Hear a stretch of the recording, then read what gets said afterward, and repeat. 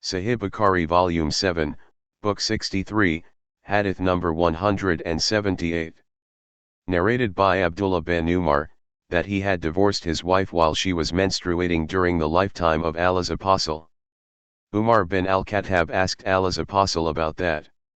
Allah's Apostle said, "Order him, your son, to take her back and keep her till she is clean and then to wait till she gets her next period and becomes clean again, whereupon, if he wishes to keep her, he can do so, and if he wishes to divorce her he can divorce her before having sexual intercourse with her, and that is the prescribed period which Allah has fixed for the women meant to be divorced."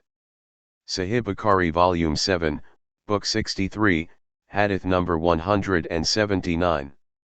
Narrated by Anas bin Sirin, Ibn Umar said, "I divorced my wife while she was menstruating." Umar mentioned that to the Prophet. The Prophet said, "To my father, let your son take her back." I asked, Ibn Umar, "Is such a divorce counted, i.e. as one legal divorce?" Ibn Umar said, "Of course." Narrated Yunus bin Jubair, Ibn Umar said, "The Prophet said to Umar, order him, Ibn Umar, to take her back." I asked, "Is such a divorce counted, as one legal divorce?" Ibn Umar said, "What do you think if someone becomes helpless and foolish?" Sahih Bukhari Volume 7, Book 63, Hadith number 180. Narrated by Ibn Umar, divorcing my wife during her menses, was counted as one legal divorce. Sahih Bukhari Volume 7, Book 63, Hadith number 181. Narrated by Al-Azza, I asked Az-Zuri, which of the wives of the Prophet sought refuge with Allah from him? He said, "I was told by Ursa that Aisha said, when the daughter of Al-Jan was brought to Allah's Apostle, as his bride, and he went near her, she said, 'I seek refuge with Allah from you.' He said, 'You have sought refuge with the Great, return to your family.'"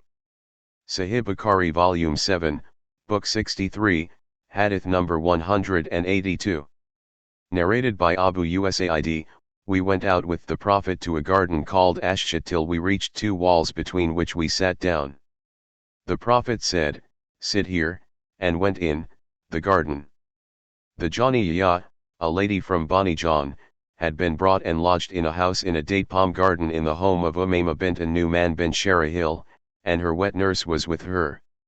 When the Prophet entered upon her, he said to her, "Give me yourself, in marriage, as a gift." She said, "Can a princess give herself in marriage to an ordinary man?" The Prophet raised his hand to pat her so that she might become tranquil. She said, "I seek refuge with Allah from you." He said, "You have sought refuge with one who gives refuge." Then the Prophet came out to us and said, "O Abu Usaid, give her 2 white linen dresses to wear and let her go back to her family." Narrated Sal and Abu Usaid, the Prophet married Umayma bint Sharahil, and when she was brought to him, he stretched his hand towards her.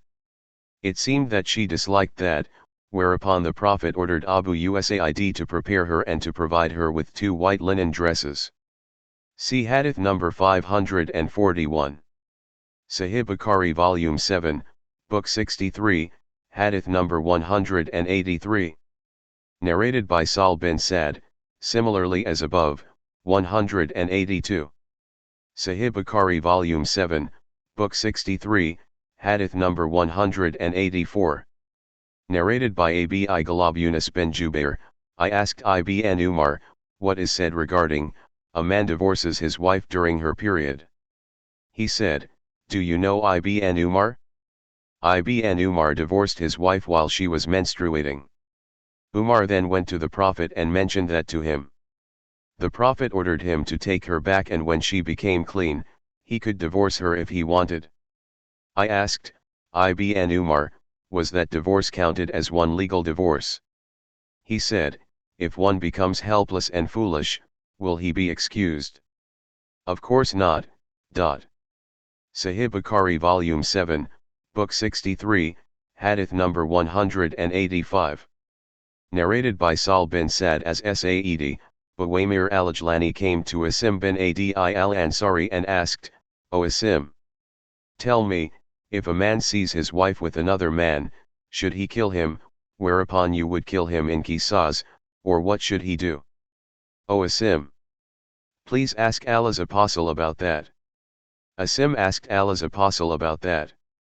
Allah's apostle disliked that question and considered it disgraceful. What Asim heard from Allah's apostle was hard on him.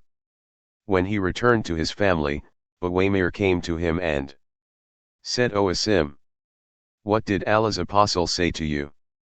Asim said, you never bring me any good. Allah's apostle disliked to hear the problem which I asked him about. Uwaymir said, by Allah, I will not leave the matter till I ask him about it. So Uwaymir proceeded till he came to Allah's apostle who was in the midst of the people and said, O Allah's apostle, if a man finds with his wife another man, should he kill him, whereupon you would kill him, in qisas or otherwise, what should he do? Allah's apostle said, Allah has revealed something concerning the question of you and your wife. Go and bring her here. So they both carried out the judgment of lernen, while I was present among the people, as a witness. When both of them had finished, Uwaymir said, O Allah's apostle, if I should now keep my wife with me, then I have told a lie. Then he pronounced his decision to divorce her thrice before Allah's apostle ordered him to do so. Ibn Shihab said, that was the tradition for all those who are involved in a case of lernen. Sahih Bukhari Volume 7, Book 63, Hadith number 186. Narrated by Aisha, the wife of Rafa'a al-Qurayza came to Allah's apostle and said, O Allah's apostle, Rafa'a divorced me irrevocably. After him I married Abdurrahman bin Zubair al-Qurayzi who proved to be impotent. Allah's apostle said to her, perhaps you want to return to Rafa'a. Nay, you cannot return to Rafa'a, until you and Abdurrahman consummate your marriage.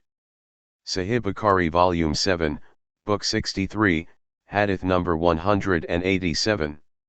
Narrated by Aisha, a man divorced his wife thrice, by expressing his decision to divorce her thrice, then she married another man who also divorced her. The Prophet was asked if she could legally marry the first husband, or not.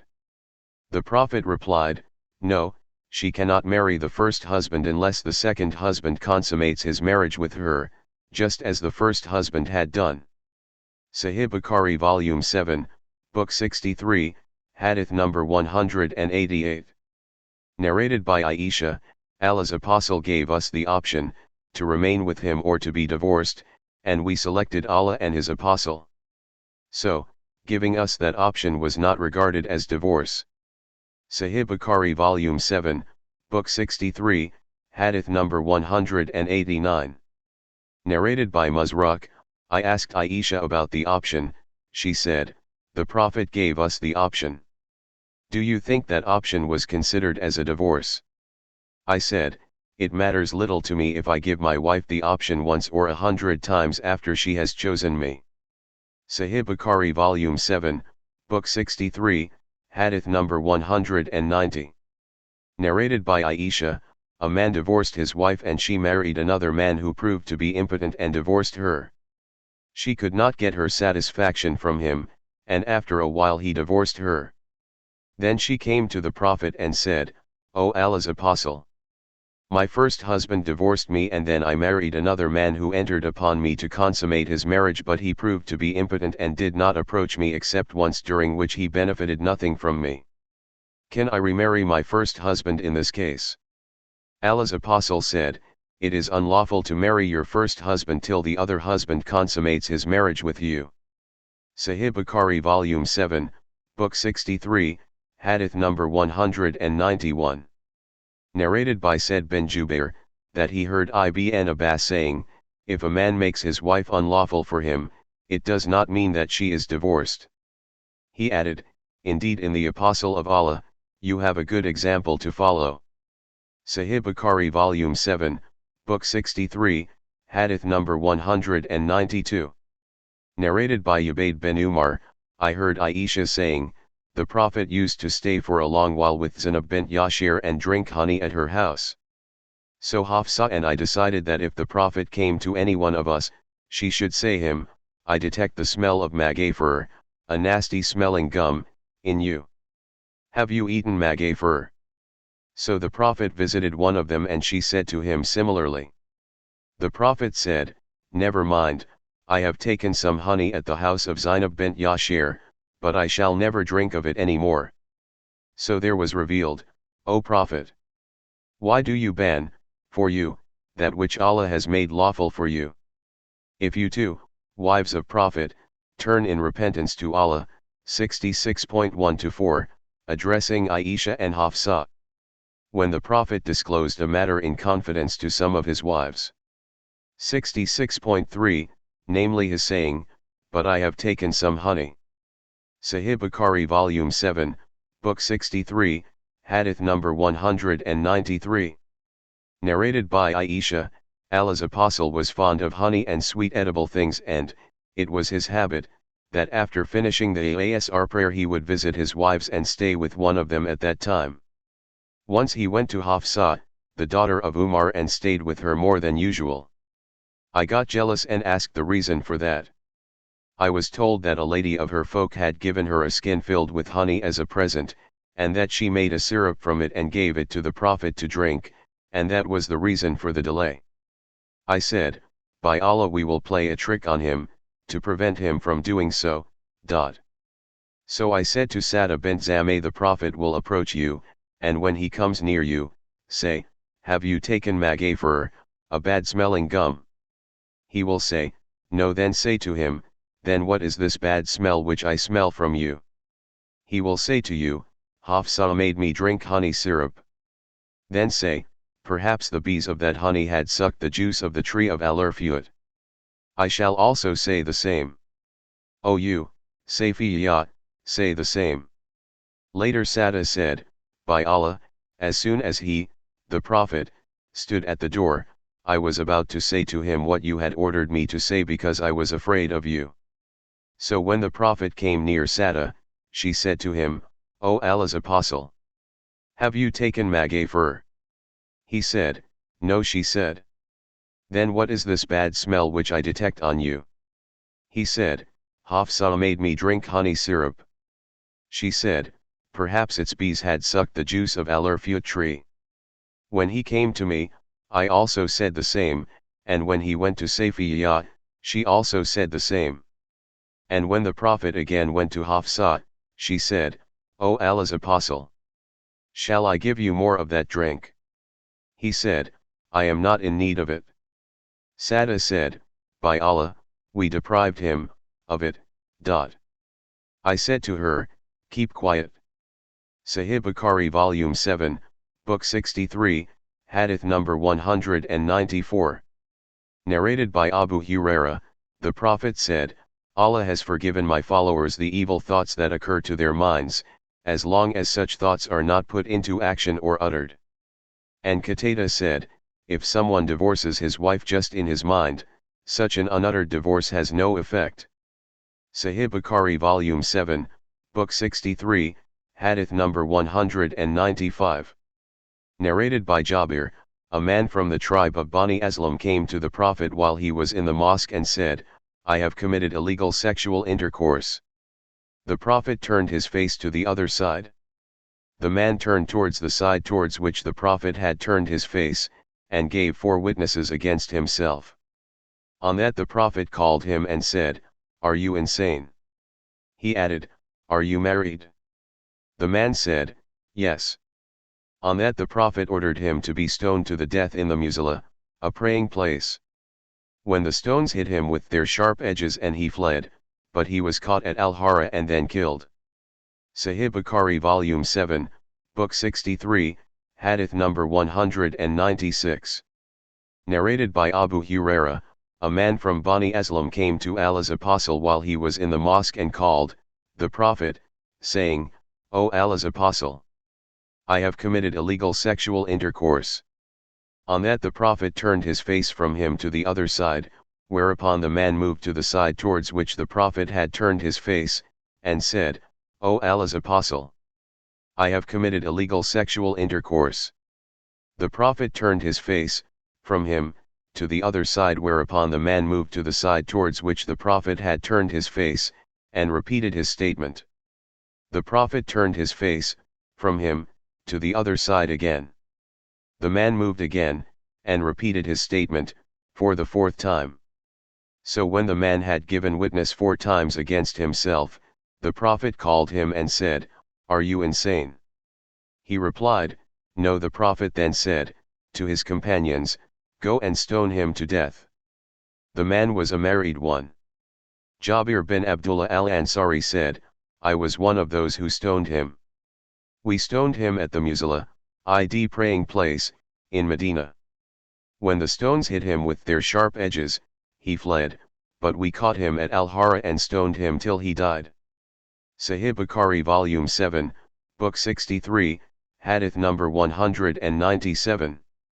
Narrated by Ibn Abbas, the wife of Thabit bin Qais came to the Prophet and said, O Allah's apostle, I do not blame Thabit for defects in his character or his religion, but I, being a Muslim, dislike to behave in un-Islamic manner, if I remain with him.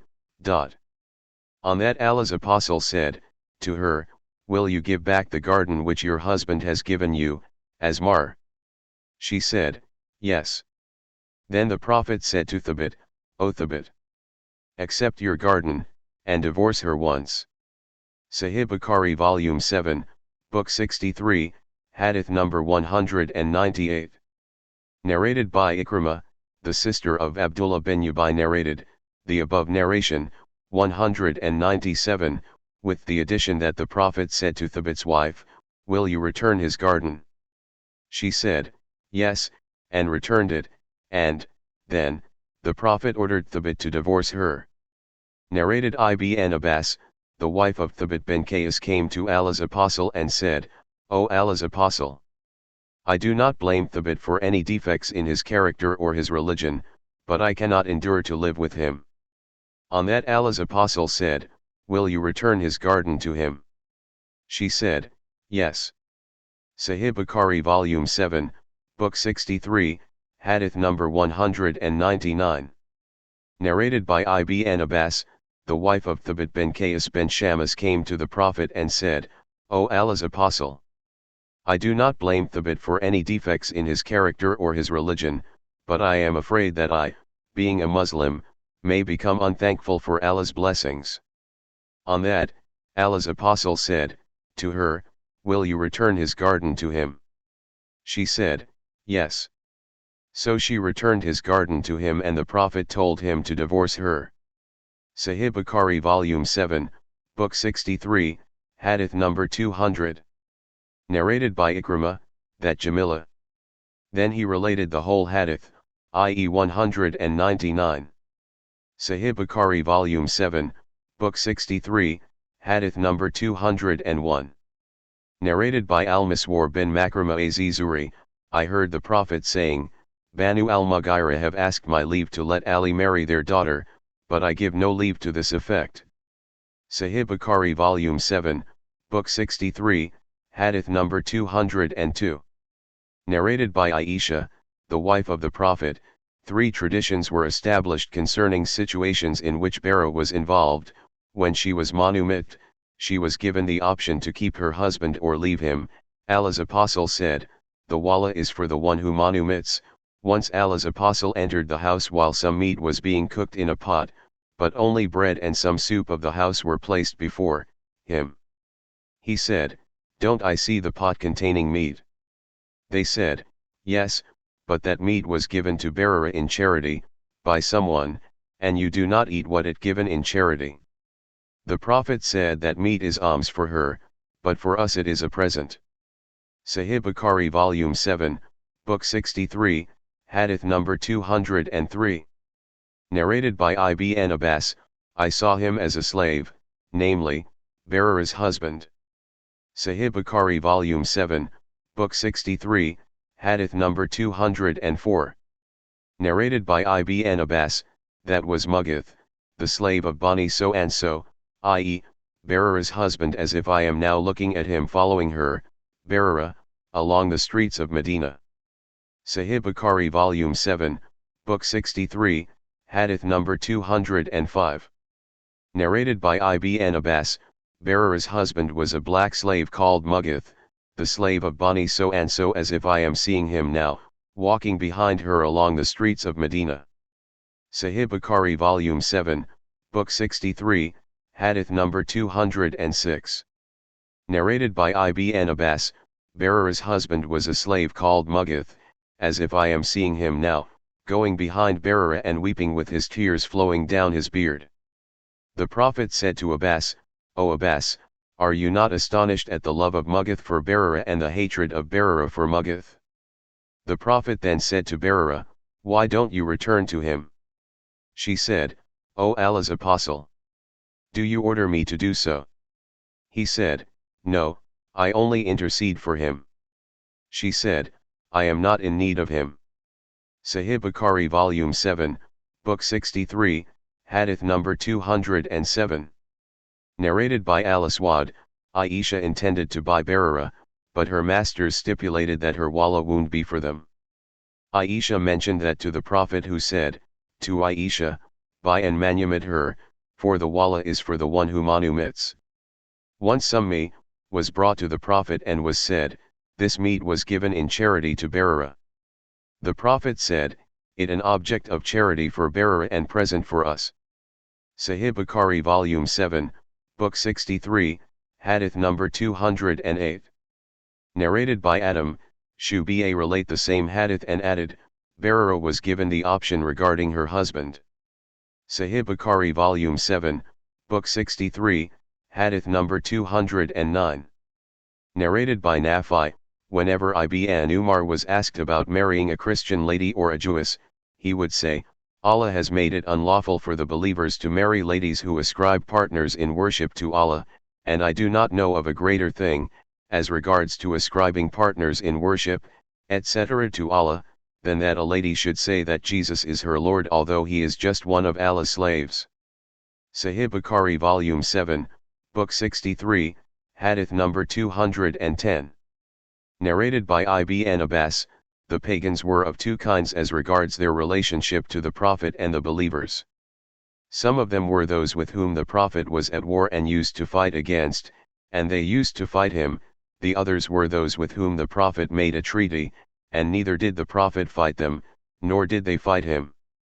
If a lady from the first group of pagans emigrated towards the Muslims, her hand would not be asked in marriage unless she got the menses and then became clean.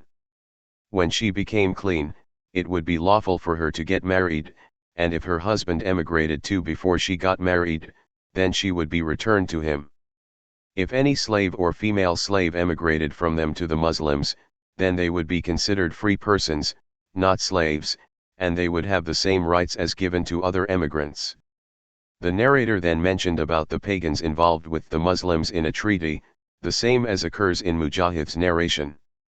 If a male slave or a female slave emigrated from such pagans as had made a treaty with the Muslims, they would not be returned, but their prices would be paid to the pagans.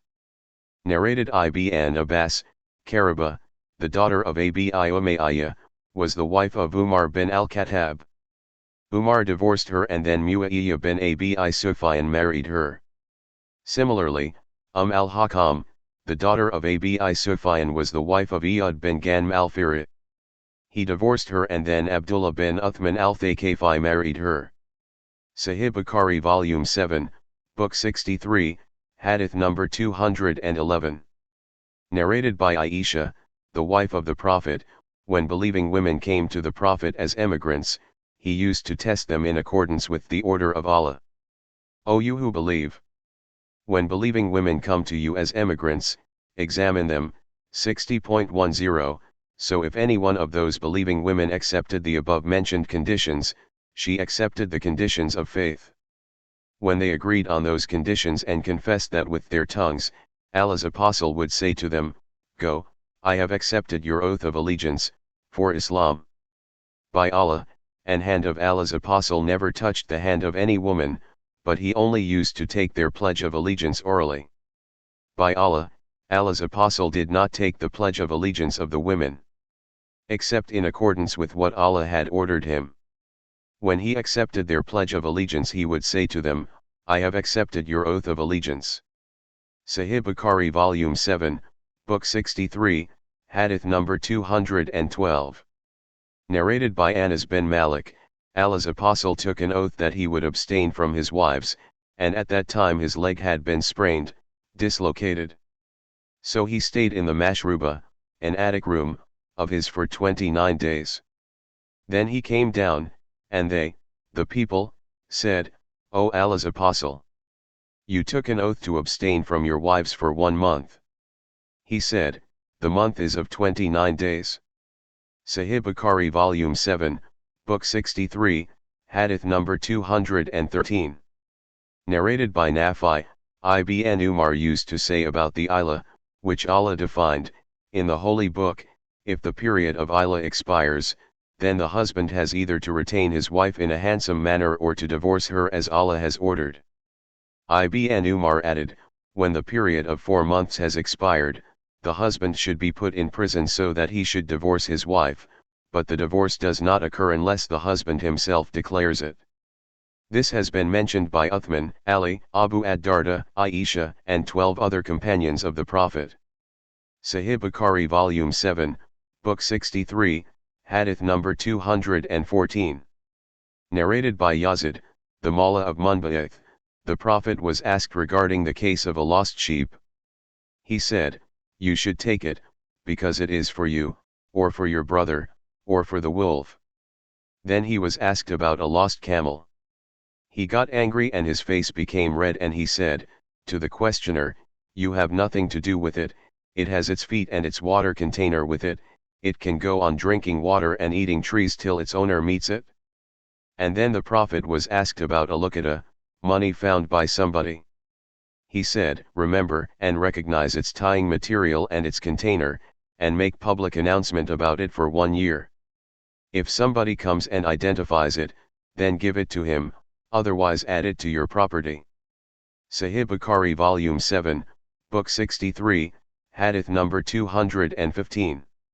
Narrated by Ibn Abbas, Allah's apostle performed the tawaf, around the Kaaba while riding his camel, and every time he reached the corner, of the black stone, he pointed at it with his hand and said, Allahu Akbar. Zainab said, the Prophet said, an opening has been made in the wall of Gog and Magog like this and this, forming the number 90, with his thumb and index finger. Sahih Bukhari Volume 7, Book 63, Hadith number 216a.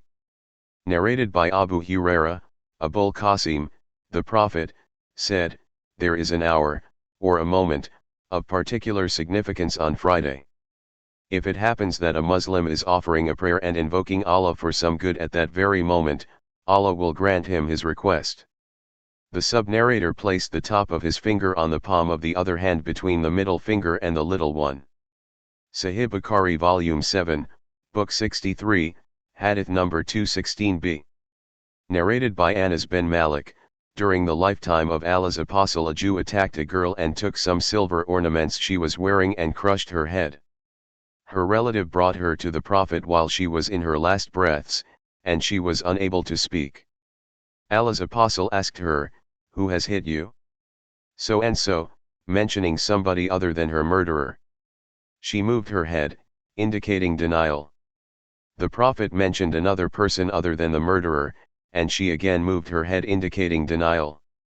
Then he asked, was it so and so, mentioning the name of her killer? She nodded, agreeing. Then Allah's apostle ordered that the head of that Jew be crushed between 2 stones. Sahih Bukhari Volume 7, Book 63, Hadith number 217. Narrated by Ibn Umar, I heard the Prophet saying, afflictions will emerge from here, pointing towards the east. Sahih Bukhari Volume 7, Book 63, Hadith number 218. Narrated by Abdullah bin Abi Aufa, we were with Allah's apostle on a journey, and when the sun set, he said to a man, get down and prepare a drink of sa'ik for me. The man said, O Allah's apostle, will you wait till it is evening? Allah's apostle again said, get down and prepare a drink of sahih. The man said, O Allah's apostle, will you wait till it is evening, for it is still daytime? The Prophet again said, get down and prepare a drink of sahih. So the third time the man got down and prepared a drink of sahih for him. Allah's apostle drank thereof and pointed with his hand towards the east, saying, when you see the night falling from this side, then a fasting person should break his fast. Sahih Bukhari Volume 7, Book 63, Hadith number 219a. Narrated by Abdullah bin Mas'udi, the Prophet said, the call, or the adhan, of Bilal should not stop you from taking the suhur meals, for Bilal calls, or pronounces the adhan, so that the one who is offering the night prayer should take a rest, and he does not indicate the daybreak or dawn. The narrator, Yazid, described how dawn breaks, by stretching out his hands and then separating them wide apart. Sahih Bukhari Volume 7, Book 63, Hadith number 219b. Narrated by Abu Huraira, Allah's Apostle said, the example of a miser and a generous person is like that of two persons wearing iron cloaks from the breast up to the neck. When the generous person spends, the iron cloak enlarges and spread over his skin so much so that it covers his fingertips and obliterates his tracks. As for the miser, as soon as he thinks of spending, every ring of the iron cloak sticks to its place, against his body, and he tries to expand it, but it does not expand. The Prophet pointed with his hand towards his throat. Sahih Bukhari Volume 7, Book 63, Hadith number 220. Narrated by Anas bin Malik, Allah's Apostle said, shall I tell you of the best families among the ангիր? They, the people, said, yes, O Allah's Apostle. The Prophet said, the best are Banu an-Najjar, and after them are Banu Abd al-Ashhal, and after them are Banu al-Harith bin al-Hazraj, and after them are Banu Sa'ida. The Prophet then moved his hand by closing his fingers and then opening them like one throwing something, and then said, anyhow, there is good in all the families of the ангիր.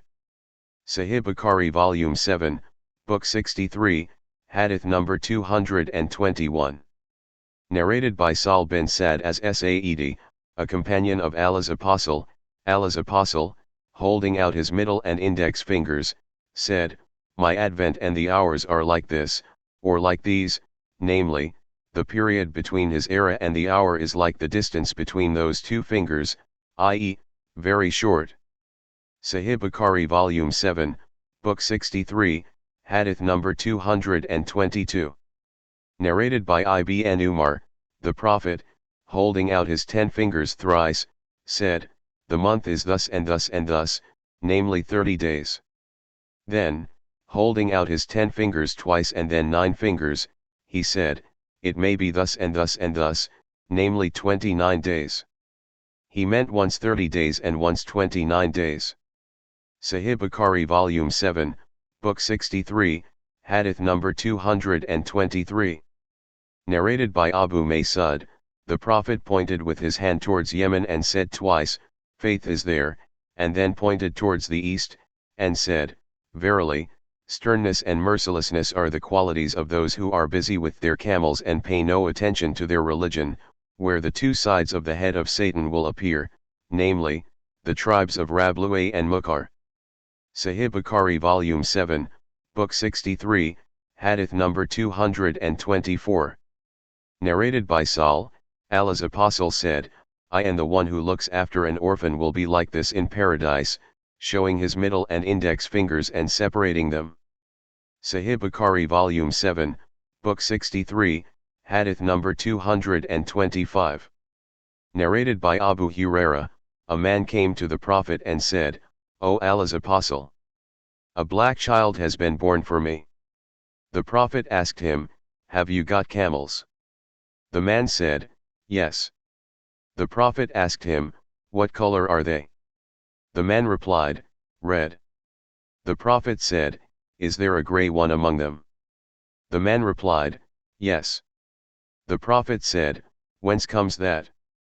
He said, maybe it is because of heredity. The Prophet said, maybe your latest son has this color because of heredity. Sahih Bukhari Volume 7, Book 63, Hadith number 226. Narrated by Abdullah, an Ansari man accused his wife of committing illegal sexual intercourse. The Prophet made both of them take the oath of li'an, and separated them from each other by divorce. Sahih Bukhari Volume 7, Book 63, Hadith number 227. Narrated by Ibn Abbas, Hilal bin Umayyah accused his wife of illegal sexual intercourse and came to the Prophet to bear witness against her, taking the oath of li'an. The Prophet was saying, Allah knows that either of you is a liar. Will any one of you repent to Allah? Then the lady got up and gave her witness. Sahih Bukhari Volume 7, Book 63, Hadith number 228. Narrated by Sal bin Sa'd as Sa'id, Uwaymir al-Ajlani came to Asim bin Ad al-Ansari and said to him, O Asim, suppose a man saw another man with his wife, would he kill him whereupon you would kill him, or what should he do? Please, O Asim, ask about this on my behalf. Asim asked Allah's apostle about it. Allah's apostle disliked that question and considered it disgraceful. What Asim heard from Allah's apostle was hard on him. When Asim returned to his family, Uwaymir came to him and said, O Asim, what did Allah's apostle say to you? Asim said to Uwaymir, you never bring me any good. Allah's apostle disliked the problem which I asked him about. Uwaymir said, by Allah, I will not give up this matter until I ask the Prophet about it. So Uwaymir proceeded till he came to Allah's apostle in the midst of people, and said, O Allah's apostle, if a man sees another man with his wife, would he kill him, whereupon you would kill him, or what should he do? Allah's apostle said, Allah has revealed some decree as regards you and your wife's case. Go and bring her. So they carried out the process of li'an while I was present among the people with Allah's apostle. When they had finished their li'an, Uwaymir said, O Allah's apostle, if I should now keep her with me as a wife, then I have told a lie. So he divorced her thrice before Allah's apostle ordered him. Ibn Shihab said, so divorce was the tradition for all those who were involved in a case of li'an. Sahih Bukhari Volume 7, Book 63, Hadith number 229. Narrated by Ibn Jurayy, Ibn Shihab informed me of li'an and the tradition related to it, referring to the narration of Sal bin Sa'd, the brother of Bani Sa'id. He said, an Ansari man came to Allah's apostle and said, O Allah's apostle, if a man saw another man with his wife, should he kill him, or what should he do? So Allah revealed concerning his affair what is mentioned in the Holy Quran about the affair of those involved in a case of li'an. The Prophet said, Allah has given his verdict regarding you and your wife. So they carried out li'an in the mosque while I was present there. When they had finished, the man said, O Allah's apostle, if I should now keep her with me as a wife, then I have told a lie about her. Then he divorced her thrice before Allah's apostle ordered him, when they had finished the li'an process. So he divorced her in front of the Prophet. Ibn Shihab added, after their case, it became a tradition that a couple involved in a case of li'an should be separated by divorce. That lady was pregnant then, and later on her son was called by his mother's name. The tradition concerning their inheritance was that she would be his heir and he would inherit of her property the share Allah had prescribed for him. Ibn Shihab said that Sal bin Sa'd as-Sa'di said that the Prophet said, in the above narration, if that lady delivers a small red child like a lizard, then the lady has spoken the truth and the man was a liar, but if she delivers a child with black eyes and huge lips, then her husband has spoken the truth. Then she delivered it in the shape one would dislike, as it proved her guilty. Sahih Bukhari Volume 7, Book 63, Hadith number 230. Narrated by Al-Qasim bin Muhammad, Ibn Abbas, said, once li'an was mentioned before the Prophet, whereupon Asim bin Adi said something and went away. Then a man from his tribe came to him, complaining that he had found a man with his wife. Asim said, I have not been put to task except for my statement, about lernen. Asim took the man to the Prophet and the man told him of the state in which he had found his wife. The man was pale, thin, and of lank hair, while the other man whom he claimed he had seen with his wife, was brown, fat and had much flesh on his calves. The Prophet invoked, saying, O Allah! Reveal the truth. So that lady delivered a child resembling the man whom her husband had mentioned he had found her with. The Prophet then made them carry out lernen. Then a man from that gathering asked Ibn Abbas, was she the same lady regarding which the Prophet had said, if I were to stone to death someone without witness, I would have stoned this lady?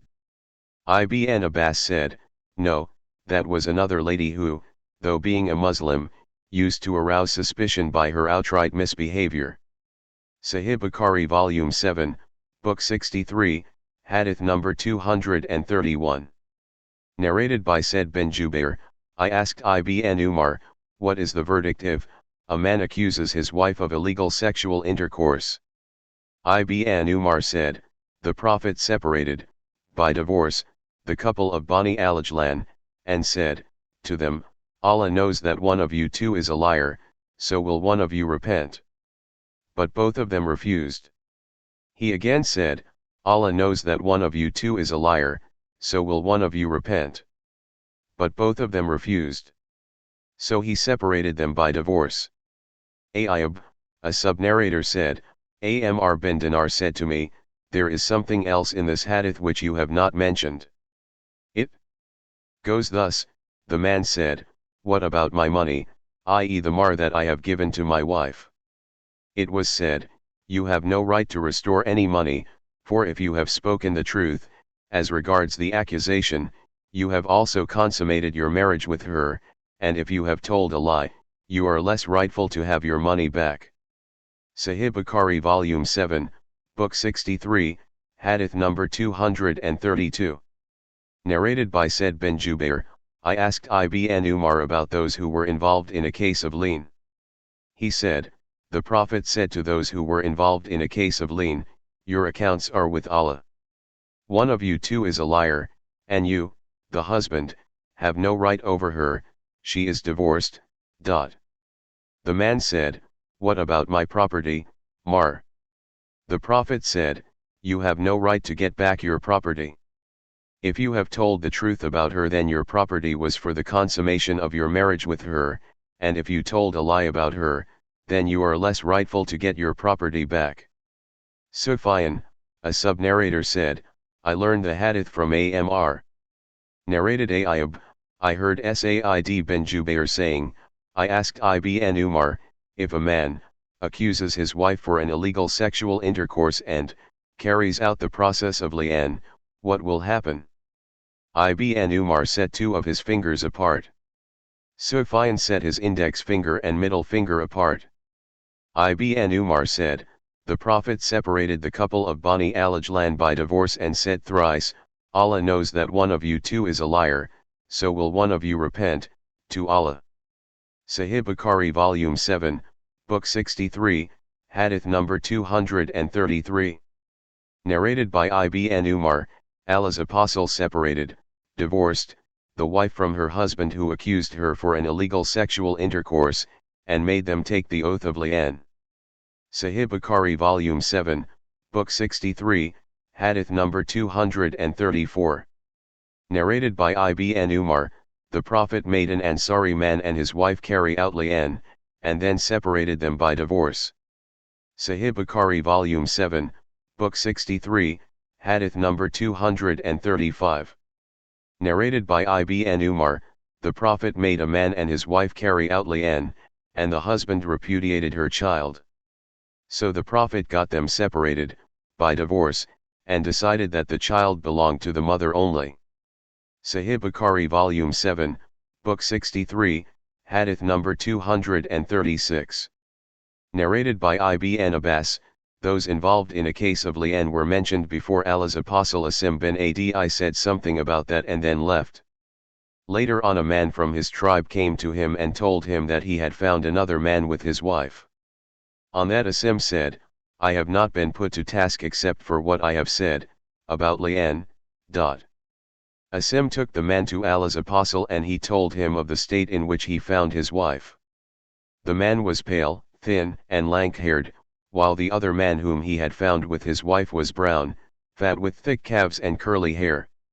Allah's apostle said, O Allah! Reveal the truth. Then the lady delivered a child resembling the man whom her husband had mentioned he had found with her. So Allah's apostle ordered them to carry out lernen. A man from that gathering said to Ibn Abbas, was she the same lady regarding whom Allah's apostle said, if I were to stone to death someone without witnesses, I would have stoned this lady?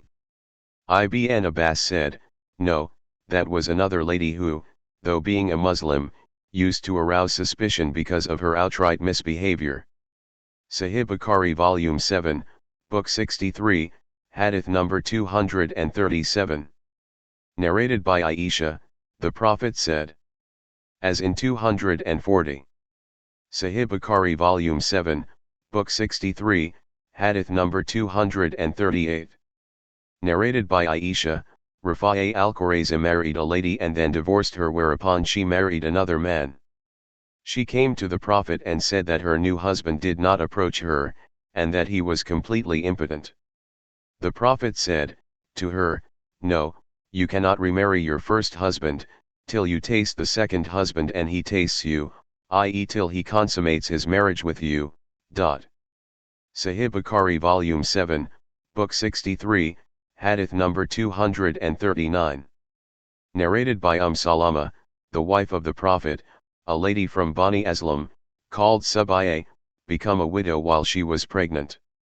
Abu as-Sanabil bin Bakak demanded her hand in marriage, but she refused to marry him and said, by Allah, I cannot marry him unless I have completed one of the 2 prescribed periods.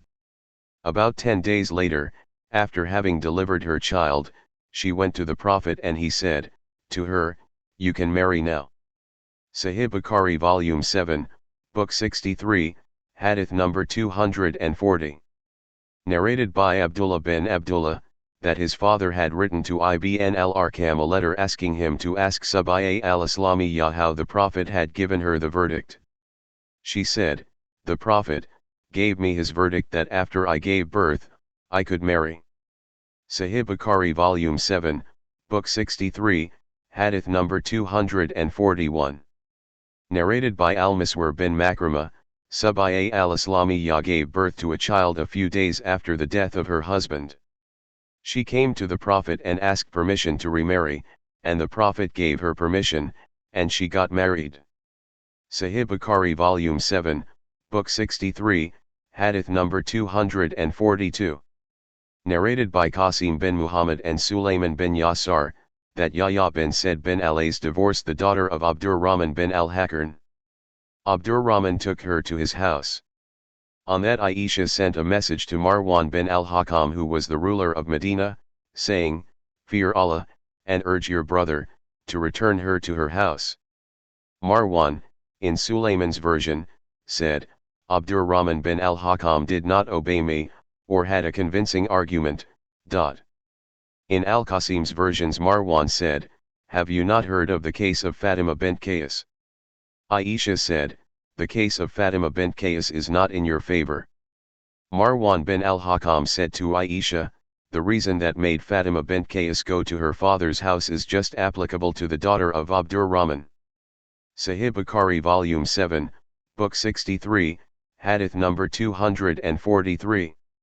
Narrated by Al-Qasim, Aisha said, what is wrong with Fatima? Why doesn't she fear Allah, by saying that a divorced lady is not entitled to be provided with residence and sustenance, by her husband? Sahih Bukhari Volume 7, Book 63, Hadith number 244. Narrated by Qasim, Ursa said to Aisha, do you know so and so, the daughter of Al-Hakam? Her husband divorced her irrevocably and she left her husband's house. Aisha said, what a bad thing she has done. Ursa said to Aisha, haven't you heard the statement of Fatima? Aisha replied, it is not in her favor to mention. Ursa added, Aisha reproached Fatima severely and said, Fatima was in a lonely place, and she was prone to danger, so the Prophet allowed her to go out of her husband's house. Sahih Bukhari Volume 7, Book 63, Hadith number 245. Narrated by Ursa, Aisha disapproved of what Fatima used to say. Sahih Bukhari Volume 7, Book 63, Hadith number 246. Narrated by Aisha, when Allah's apostle decided to leave Mecca after the Hajj, he saw Safiyyah, sad and standing at the entrance of her tent. He said to her, Akra, or Halk, you will detain us. Did you perform Tawaf al-Ifada on the day of Nahr? She said, yes. He said, then you can depart. Sahih Bukhari Volume 7, Book 63, Hadith number 247. Narrated by Al-Hasan, Maqil gave his sister in marriage and later her husband divorced her once. Sahih Bukhari Volume 7, Book 63, Hadith number 248. Narrated by Al-Hasan, the sister of Maqil bin Yasar was married to a man and then that man divorced her and remained away from her till her period of the iddah expired. Then he demanded for her hand in marriage, but Maqil got angry out of pride and haughtiness and said, he kept away from her when he could still retain her, and now he demands her hand again. So Maqil disagreed to remarry her to him. Then Allah revealed, when you have divorced women and they have fulfilled the term of their prescribed period, do not prevent them from marrying their former husbands. 2.232 So the Prophet sent for Maqil and recited to him Allah's order, and consequently Maqil gave up his pride and haughtiness and yielded to Allah's order. Sahih Bukhari Volume 7, Book 63, Hadith number 249. Narrated by Nafi, Ibn Umar bin al-Khattab divorced his wife during her menses. Allah's apostle ordered him to take her back till she became clean, and when she got another period while she was with him, she should wait till she became clean again and only then, if he wanted to divorce her, he could do so before having sexual relations with her. And that is the period Allah has fixed for divorcing women. Whenever Abdullah bin Umar was asked about that, he would say to the questioner, if you divorced her thrice, she is no longer lawful for you unless she marries another man, and the other man divorces her in his turn. Ibn Umar further said, would that you, people, only give 1 or 2 divorces, because the Prophet has ordered me so. Sahih Bukhari Volume 7, Book 63, Hadith number 250. Narrated by Yunus ibn Jubair, Ibn Umar divorced his wife while she was having her menses. Umar asked the Prophet who said, order him, your son, to take her back, and then divorced her before her period of the iddah has elapsed. I asked Ibn Umar, will that divorce, during the menses, be counted? He replied, if somebody behaves foolishly, will his foolishness be an excuse for his misbehavior? Sahih Bukhari Volume 7, Book 63, Hadith number 251. Narrated by Humayd bin Nafi, Zainab bint Abu Salama told me these 3 narrations. Zainab said, I went to Habiba, the wife of the Prophet when her father, Abu Sufyan bin Erb had died. Habiba asked for a perfume which contained yellow scent, kaluk, or some other scent, and she first perfumed one of the girls with it and then rubbed her cheeks with it and said, by Allah, I am not in need of perfume, but I have heard Allah's apostle saying, it is not lawful for a lady who believes in Allah and the last day to mourn for a dead person for more than 3 days unless he is her husband, for whom she should mourn for 4 months and 10 days. Zainab further said, I went to Zainab bint Yashir when her brother died. She asked for perfume and used some of it and said, by Allah, I am not in need of perfume, but I have heard Allah's apostle saying on the pulpit, it is not lawful for a lady who believes in Allah and the last day to mourn for more than 3 days except for her husband, for whom she should mourn for 4 months and 10 days. Zainab further said, I heard my mother, Salama saying that a woman came to Allah's apostle and said, O Allah's apostle, the husband of my daughter has died and she is suffering from an eye disease, can she apply kohl to her eye? Allah's apostle replied, no, twice or thrice. Every time she repeated her question, he said, no. Then Allah's apostle added, it is just a matter of 4 months and 10 days. In the pre-Islamic period of ignorance, a widow among you should throw a globe of dung when 1 year has elapsed. I said to Zainab, what does throwing a globe of dung when 1 year had elapsed mean? Zainab said, when a lady was bereaved of her husband, she would live in a wretched small room and put on the worst clothes she had and would not touch any scent till 1 year had elapsed. Then she would bring an animal, e.g. a donkey, a sheep, or a bird, and rub her body against it. The animal against which she would rub her body would scarcely survive. Only then she would come out of her room, whereupon she would be given a globe of dung which she would throw away, and then she would use the scent she liked or the like. Sahih Bukhari Volume 7, Book 63, Hadith number 252. Narrated by Salama, a woman was bereaved of her husband and her relatives worried about her eyes, which were diseased. They came to Allah's apostle, and asked him to allow them to treat her eyes with kohl, but he said, she should not apply kohl to her eyes. In the pre-Islamic period of ignorance, a widowed woman among you would stay in the worst of her clothes, or the worst part of her house, and when a year had elapsed, if a dog passed by her, she would throw a globe of dung, nay, she cannot use kohl, till 4 months and 10 days have elapsed. Narrated Habiba, the Prophet said, it is not lawful for a Muslim woman who believes in Allah and the Last Day to mourn for more than 3 days, except for her husband, for whom she should mourn for 4 months and 10 days. Sahih Bukhari Volume 7, Book 63, Hadith number 253. Narrated by Atiyah, we were forbidden to mourn for more than 3 days except for a husband. Sahih Bukhari Volume 7, Book 63, Hadith number 254. Narrated by Atiyah, we were forbidden to mourn for more than 3 days for a dead person, except for a husband, for whom a wife should mourn for 4 months and 10 days, while in the mourning period, we were not allowed to put kohl in our eyes, nor perfume ourselves, nor wear dyed clothes, except a garment of asb, special clothes made in Yemen. But it was permissible for us that when one of us became clean from her menses and took a bath, she could use a piece of a certain kind of incense. And it was forbidden for us to follow funeral processions. Sahih Bukhari Volume 7, Book 63, Hadith number 255.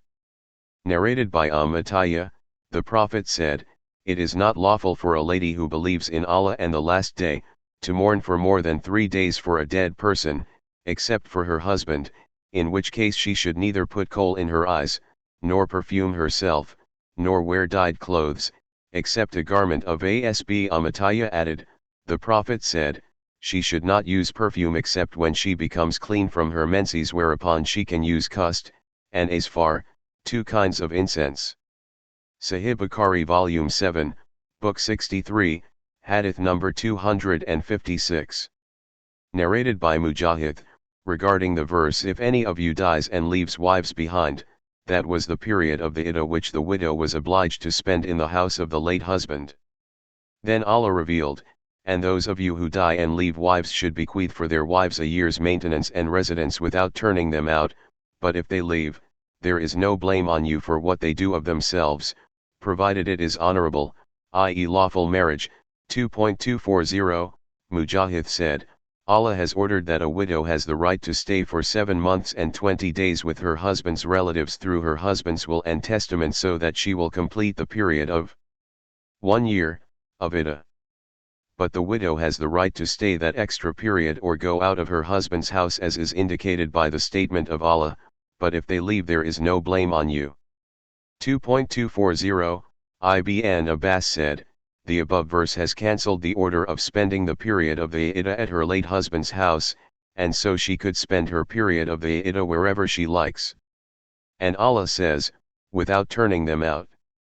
Atta said, if she would, she could spend her period of the iddah at her husband's house, and live there according to her husband's will and testament, and if she would, she could go out of her husband's house, as Allah says, there is no blame on you for what they do of themselves. 2.240, Atta added, then the verses of inheritance were revealed and the order of residence, for the widow, was cancelled, and she could spend her period of the iddah wherever she would like, and she was no longer entitled to be accommodated by her husband's family. Sahih Bukhari Volume 7, Book 63, Hadith number 257. Narrated by Zainab bint Salama, when Habiba bint Abi Sufyan was informed of her father's death, she asked for perfume and rubbed it over her arms and said, I am not in need of perfume, but I have heard the Prophet saying, it is not lawful for a lady who believes in Allah and the last day to mourn for more than 3 days except for her husband for whom the mourning period is 4 months and 10 days. Sahih Bukhari Volume 7, Book 63, Hadith number 258. Narrated by Abu Mas'udi, the Prophet prohibited taking the price of a dog, the earnings of a soothsayer and the money earned by prostitution. Sahih Bukhari Volume 7, Book 63, Hadith number 259. Narrated by Abu Juhayfa, the Prophet cursed the lady who practices tattooing and the one who gets herself tattooed, and one who eats, takes, riba, usury, and the one who gives it. And he prohibited taking the price of a dog, and the money earned by prostitution, and cursed the makers of pictures. Sahih Bukhari Volume 7, Book 63, Hadith number 260.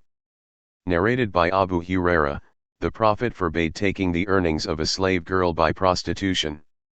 Sahih Bukhari Volume 7, Book 63, Hadith number 261. Narrated by Said bin Jubair, I said to Ibn Umar, if a man accuses his wife of illegal sexual intercourse, what is the judgment? He said, Allah's Prophet separated the couple of Bani Ajlan, when the husband accused his wife for an illegal sexual intercourse. The Prophet said, Allah knows that one of you two is a liar, so will one of you repent? But they refused. He then again said, Allah knows that one of you two is a liar, so will one of you repent? But they refused, whereupon he separated them by divorce. Ayyub, a sub-narrator, said, Amr bin Dinar said to me, in the narration there is something which I do not see you mentioning, i.e. the husband said, what about my money, Mar? The Prophet said, you are not entitled to take back money, for if you told the truth you have already entered upon her, and consummated your marriage with her, and if you are a liar then you are less entitled to take it back. Sahih Bukhari Volume 7, Book 63, Hadith number 262. Narrated by Ibn Umar, the Prophet said to those who were involved in a case of li'an, your accounts are with Allah. One of you two is a liar. You, husband, have right on her, wife. The husband said, my money, O Allah's apostle. The Prophet said, you are not entitled to take back any money. If you have told the truth, the mar that you paid, was for having sexual relations with her lawfully, and if you are a liar, then you are less entitled to get it back.